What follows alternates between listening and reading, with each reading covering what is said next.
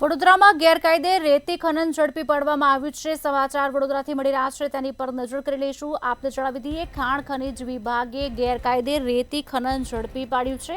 ઓરસંગ નદીના પટમાં આ ગેરકાયદેસર રેતી ખનન ચાલતું હતું। ખાણ ખનીજ વિભાગે 7 ટ્રક અને 1 જેસીબી ઝડપી પાડ્યું છે।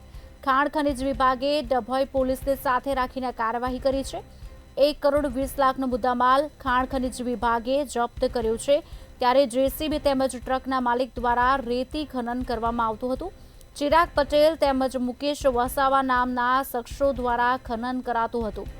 મુકેશ વસાવાને ખાણ ખનીજ વિભાગે અગાઉ પણ જેલ હવાલે કર્યો હતો। મુકેશ વસાવાને જેલ હવાલે કરી કરોડો રૂપિયાનો દંડ પણ ફટકારવામાં આવ્યો હતો। જેલમાંથી છૂટ્યા બાદ મુકેશ વસાવાએ ફરી રેતી ખનન શરૂ કર્યું। ત્યારે ખાણ ખનીજે 7 ટ્રક તેમજ જેસીબીને જપ્ત કરી કાયદેસરની કાર્યવાહી શરૂ કરી છે।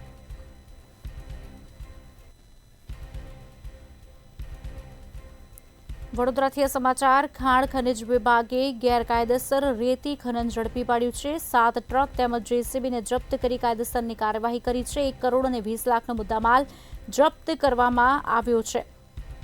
જેસીબી તેમજ ટ્રકના માલિક દ્વારા આ રેતી ખનન કરવામાં આવતું હતું। ઓરસંગ નદીના પટમાં આ ગેરકાયદેસર રેતી ખનન ચાલતું હતું। ત્યારે ખાણ ખનીજ વિભાગે ડભોઈ પોલીસને સાથે રાખીને આ કાર્યવાહી કરી છે। જેલમાંથી છૂટ્યા બાદ મુકેશ વસાવાએ ફરી રેતી ખનન શરૂ કર્યું હતું। આ પહેલા પણ તેઓ જેલમાં જઈ ચૂક્યો છે અને કરોડો રૂપિયાનો દંડ પણ ભરી ચૂક્યો છે। ખાણ ખનીજે 7 ટ્રક અને જેસીબીને જપ્ત કરી કાયદેસરની કાર્યવાહી શરૂ કરી છે।